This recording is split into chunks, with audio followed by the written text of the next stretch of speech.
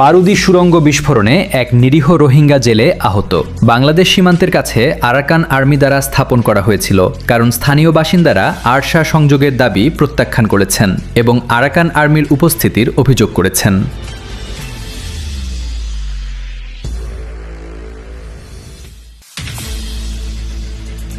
স্থানীয় গণমাধ্যম ও বাসিন্দাদের মতে ২৬ মার্চ কক্সবাজারে বাংলাদেশ মিয়ানমার সীমান্তের কাছে একটি বারুদি সুড়ঙ্গে পা দেওয়ার পর এক নিরীহ রোহিঙ্গা জেলে গুরুতর আহত হন। আহত ব্যক্তি ২৫ বছর বয়সী মোহাম্মদ শাহিদুল। আমরা বাংলাদেশে আছি, জানোর লালত যান বাঁচা গেলে এটা বাংলাদেশে আছি। নির্যাতন কে হাড়ের দরের গুড়া বাইশে অকল ফালি অন্য মাঝে অন্য আদি মালামারের।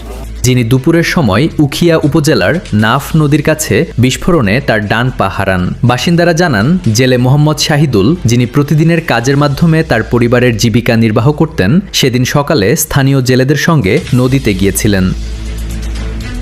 সীমান্তবর্তী এ এলাকায় নদীর তীরে মাছ ধরার সময় তিনি একটি বারুদি সুড়ঙ্গে পা দেন, যার ফলে বিস্ফোরণ ঘটে এবং তার শরীরে গুরুতর আঘাত লাগে। Border guard Bangladesh Ukhia battalion ৬৪ এর commander lieutenant colonel Mohammad Zahirul Islam ঘটনার সত্যতা নিশ্চিত করে বলেন যে আহত ব্যক্তি গুরুতর জখম হয়েছেন। স্থানীয়রা তাকে উদ্ধার করে প্রথমে কুতুপালংয়ের একটি আন্তর্জাতিক চিকিৎসা সংস্থার হাসপাতালে নিয়ে যান।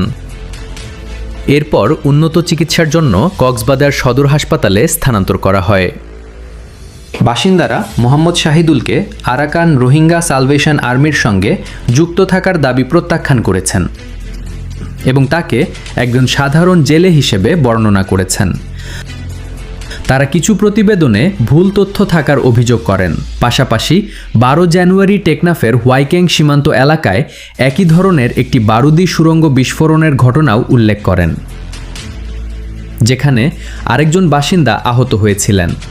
স্থানীয় বাসিন্দাদের প্রতিবেদন অনুযায়ী মোহাম্মদ শাহিদুল ওই সংগঠনের সদস্য নন এবং তাদের সমর্থনও করেন না, যদিও কিছু সংশ্লিষ্ট গণমাধ্যম তাকে ওই সংগঠনের সদস্য হিসেবে অভিযোগ করে। বাস্তবে তিনি সদস্য নন এবং তাদের সমর্থনও করেন না। তিনি একটি বারুদি সুড়ঙ্গ বিস্ফোরণে আহত হয়েছেন, যা বাংলাদেশ ও মিয়ানমারের আরাকান সীমান্তের মধ্যে আরাকান আর্মি দ্বারা স্থাপন করা হয়েছিল। রোহিঙ্গা সংবাদ মাধ্যম মোহাম্মদ ফাহিম।